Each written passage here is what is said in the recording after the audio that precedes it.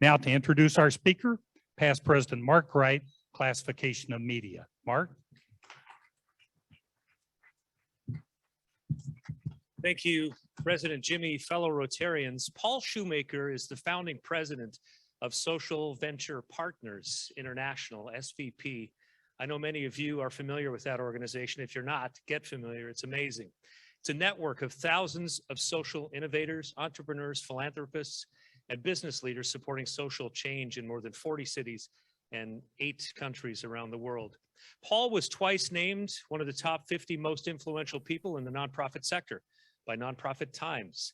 He was named Philanthropist of the Year by Future in Review, and in 2015, he received the Microsoft Alumni Integral Fellow Award, the only Microsoft alum ever to be the sole recipient in a year of that prestigious award.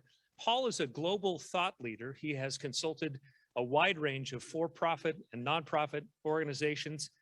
Really at the heart of what Paul does is develop strategies that enable organizations to make strategic differences in the world and do it in a way that changes the world for the better. So please give a warm Rotary welcome to Paul Shoemaker. Paul, come on up.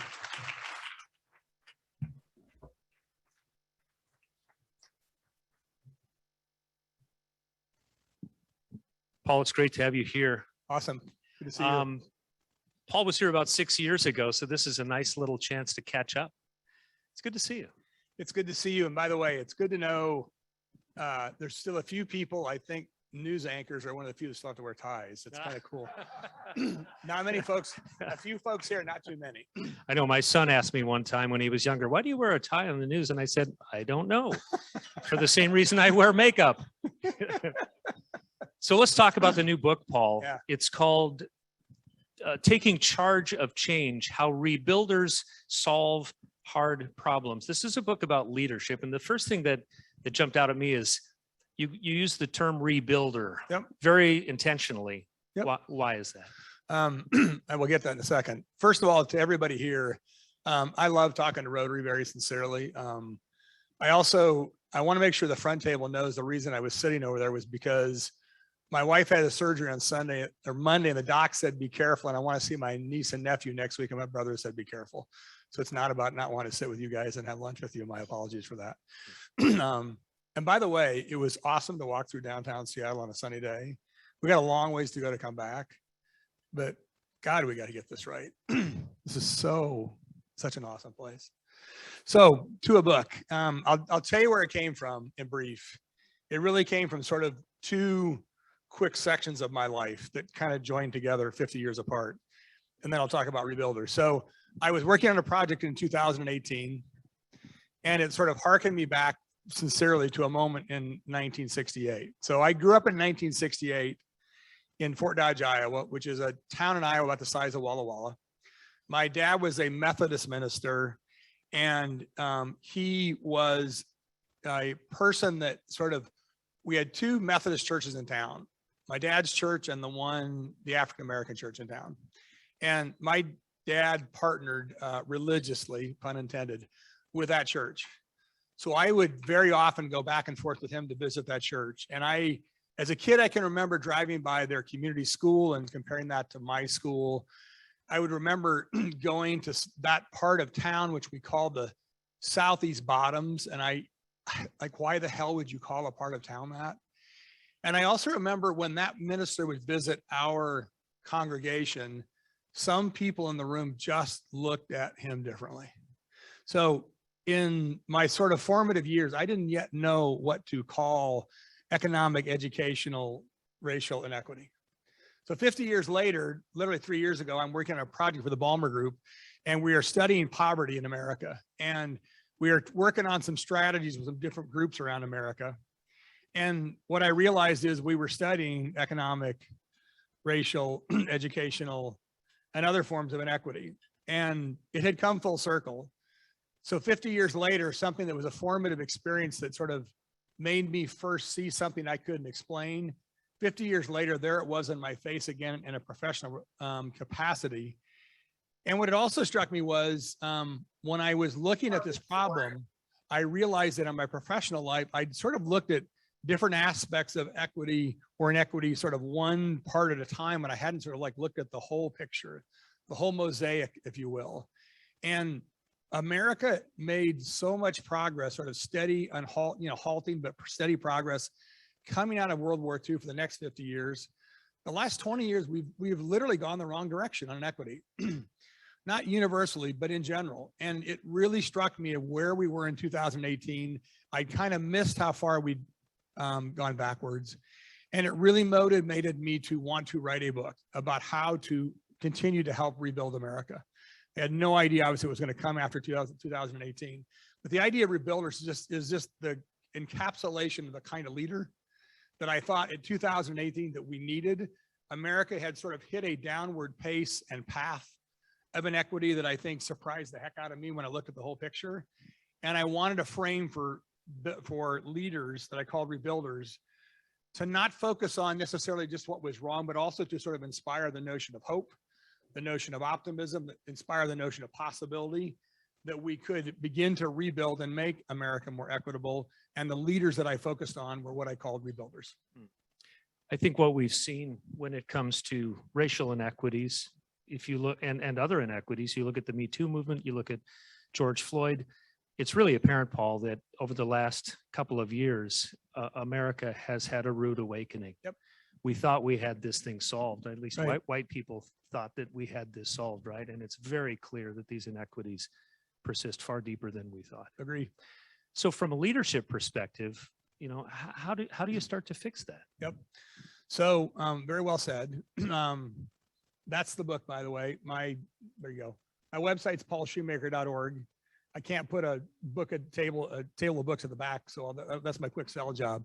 So what I did, Mark, coming out of 2018, when I sort of saw the problem, what I said to myself is like, what is it we can do as a country to get ourselves back on the right path? To me, leadership, Rotary knows this as well as anyone, leadership is the seminal lever in civil society, right? There's a lot of things we can do. There's a lot of changes that we can make. At the end of the day, it comes back to leadership and what each of us can do individually and collectively as leaders. So I looked for three things. So sort of picture real quickly, three overlapping circles. One, at that time, I looked back on the last 20 years of my work and I said, who are the best leaders I'd work with? What are some of their traits and their qualities? That's sort of one list. The next list I looked at was, I said, I also want to understand who is out there making true impact. Who's making true change? Who are the people out there like Rotary that are trying to eliminate polio, that are making real actual change? What are the attributes of those leaders? That's another list. And then the third list that I made was, what are the challenges of our times and what kinds of traits are we going to need out of our leaders to meet those challenges? So that was another list of traits. So take those lists of traits, literally that was my research for about a year, very qualitative, but very intentional. And in the intersection of those three circles are 5 traits. And in the same way that, I'm not comparing myself, Jim Collins said, here's the 2 traits that make a level 5 leader, or here's the 7 habits of highly successful people, or the 8 qualities of organizations in search of excellence. There's a set of traits that I think are sort of tuned to a moment, to a particular point in time. And for me, I was looking prospectively. I wasn't trying to look backwards. I was trying to look forward. So there's some projection of my own about this, about what those 5 traits are, but they were very intentional to me. So I'm going to just name them quickly so we have a little bit of quick context, and then we'll dive into them more as Mark sees fit. 24/7 authenticity, a relentless, persistent commitment to integrity, accountability, and particularly to personal honesty. Second one is generosity mindset, the willingness to see the best in people, to get the most out of people, to make the whole greater than the sum of its parts, to be able to keep your eyes on the goal, not to get distracted. The third one is what I call complexity capacity, leaders that can deal with constantly changing information, take it in, process it, communicate it back out into a world that's constantly changing. And by the way, women are better at that than men are. Fourth one, data conviction. In the world that we live in, data is so important. It also can be used so poorly. So we need leaders with data conviction that think of data not just as tactical, but strategic, and they know how to use it wisely. And the last of those 5 traits is what I call cross-sector fluency. These are leaders that can move across nonprofit, public, and private sectors very fluidly, very fluently, not just sort of episodically and transactionally, but they can move across that. And again, this is the kinds of people that show up in Rotary. Folks like you know how to move across sectors, and they become more and more critical and important in the world today. So that's sort of that lays the groundwork for who these leaders are.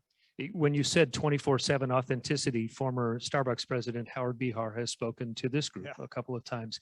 One of his primary lessons for leadership is wear one hat. He said the old Howard would put on different hats depending on the situation. And he realized a long time ago that true authenticity is the only way to go. Yep. Of all of these traits, tell us a story about, the book is filled with profiles of rebuilders. Give us an example of one of these traits and how one of those rebuilders used that trait to their advantage. Okay. So if you get the book or read the book, the very first person in it, her name is Roseanne Haggerty. And the reason that she's somebody worth talking about is because what her organization focuses on is homelessness. And obviously that is in everybody's face in Seattle. So Roseanne Haggerty, somebody, she went to college in New York City. I can't remember what she studied, but her senior year of college, the place she lived in was next door to an apartment complex in New York City that they called homeless hell. The day she graduated from college, she made the choice. She effectively literally went next door and said, I want to start to work on this problem. She, first of all, started to try to solve it by finding more housing. That made progress, but didn't solve the problem. She took a couple more runs up the hill and continued to sort of like make progress, but not really figure out how to solve this problem. About 10 years ago, she formed an organization called Community Solutions. It's community.solutions. And they have a movement called Built for Zero. If you don't know about them, they're absolutely worth knowing about. And the trait that she personifies, I was talking to her a few years ago about her leadership quality. Her organization goes into community cities all over the country to work on homelessness. So I said, how do you land in a city on an issue as contentious and complex as homelessness and be effective? And she said to me very matter-of-factly, I have to have a generosity mindset. So that was the first time I'd heard that term used. For her, it was very matter-of-factly. And what a generosity mindset means is you are a person that is not going to get distracted by egos or sidebars. You are going to know how to get the best out of everyone. You're going to be determined to stay in that room and look around the room and say, what does every single person have to contribute? You're always going to look around the room and say, who's missing? Every one of those qualities seems a little bit sort of, apple pie. My experience is we have less and less people in this world with a generosity mindset. It is becoming scarcer and scarcer. When that person's missing from a room, literally or figuratively, you notice it more and more. And the value of that person as a leader becomes that much greater. Community Solutions, sort of the asterisk on them is they have ended chronic and veteran homelessness in 14 small to medium-sized cities across America. They're now working in dozens more. They just got a $100 million grant, so sometimes the good people get the good money. But the reason her strategic approach is to bring a generosity mindset to an issue as complex and as challenging as homelessness. And she is just an amazing leader. And it's the kind of leader America is going to have in the decade ahead. When you look at some Northwest companies, Starbucks, Microsoft, Costco, these are companies that made a name for themselves, not only by being hugely successful, but they started to do the right thing by their employees and by society a long time ago.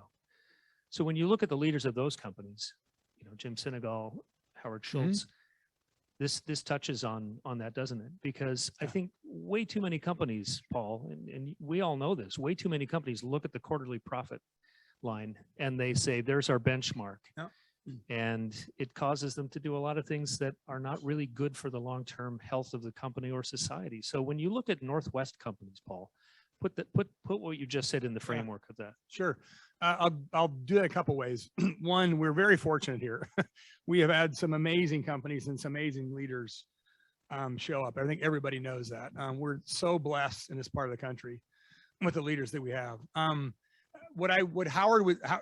profile 38 people in the book. Howard's one of them. I tried to have a range of people that were sort of, more established and younger and newer in their roles, been in their roles longer, different parts of the country, different kinds of causes.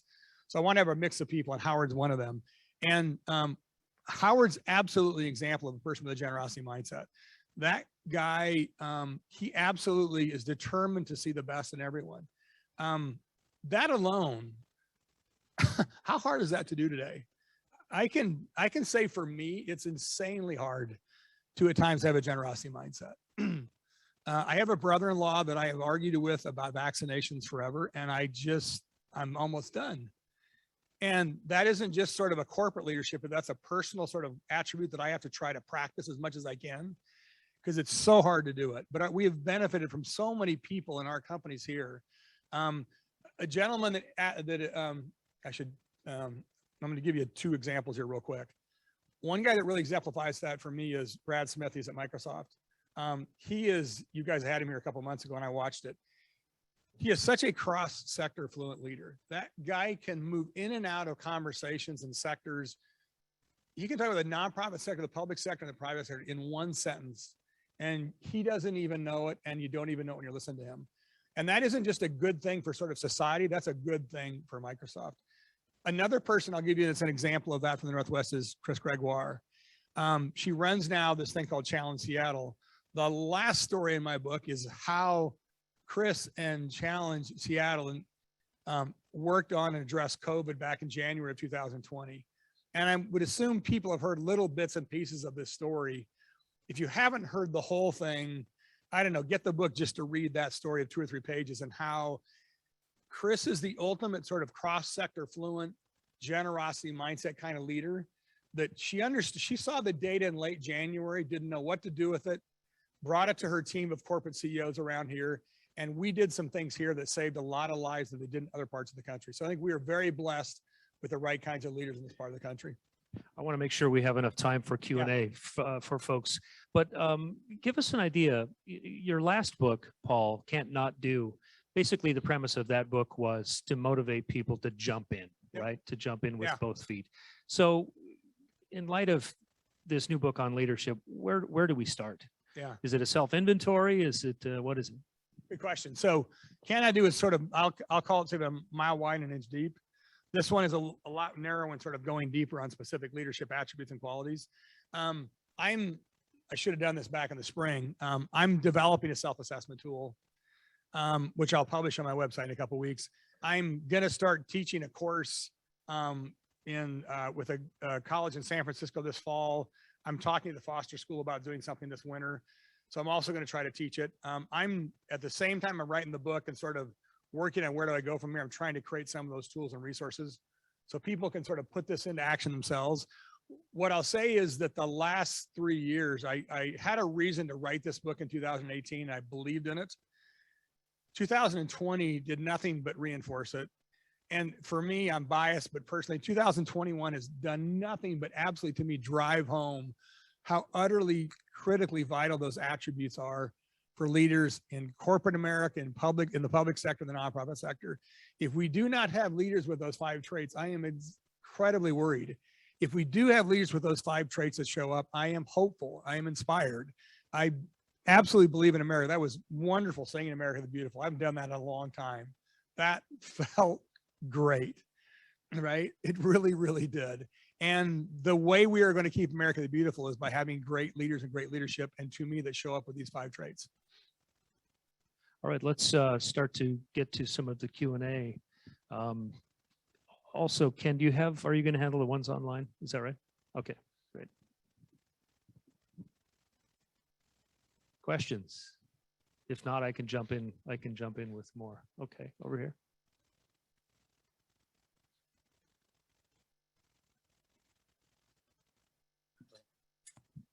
Paul, thanks for being here.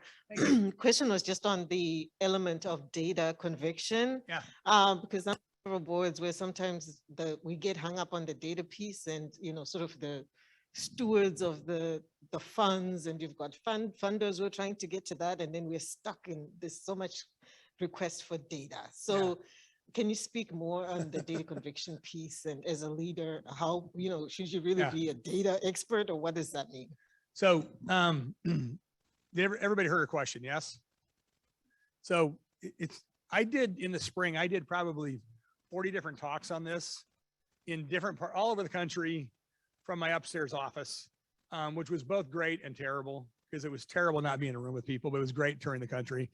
And every single time I brought on, sometimes I would do this and have somebody in the book do it with me.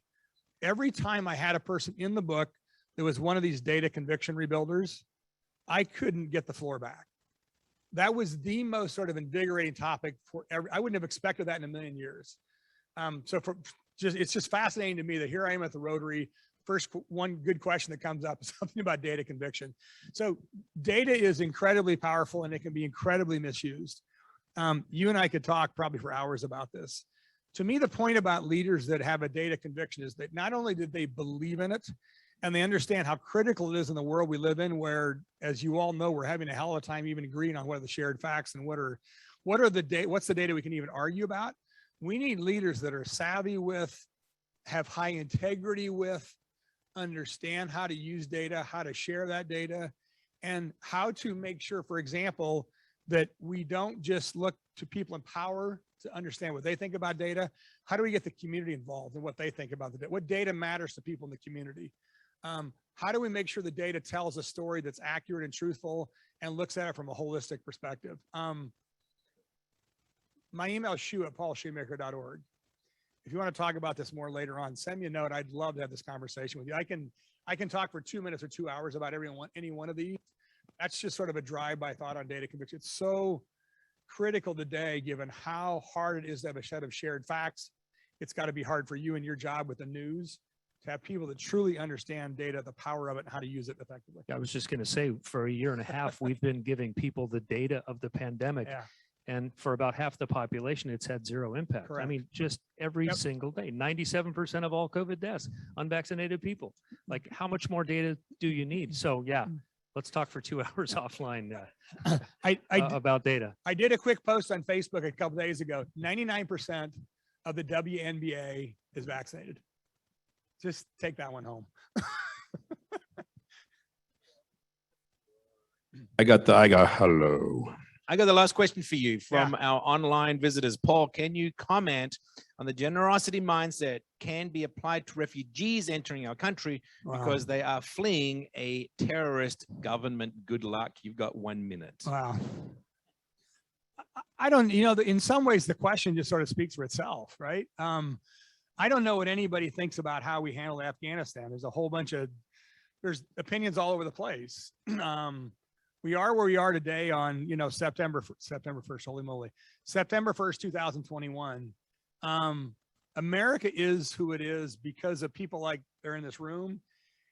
And America's who it is because of how we have had immigrants and we have taken in refugees that have made us better and stronger as a nation. I think everybody wants to make sure we have the right people come. When I think about the people that left in Afghanistan, that made it out of there, that were on those massive planes that made out of there, I think those are people that we want to be in America and to become American. So I can't imagine a more important place to apply a generosity mindset than to bring in those people and to help them make us a stronger community and a stronger country. Thank you guys so much for your time. All right, Paul Shoemaker, taking charge of change. Thanks, Paul. Thank you.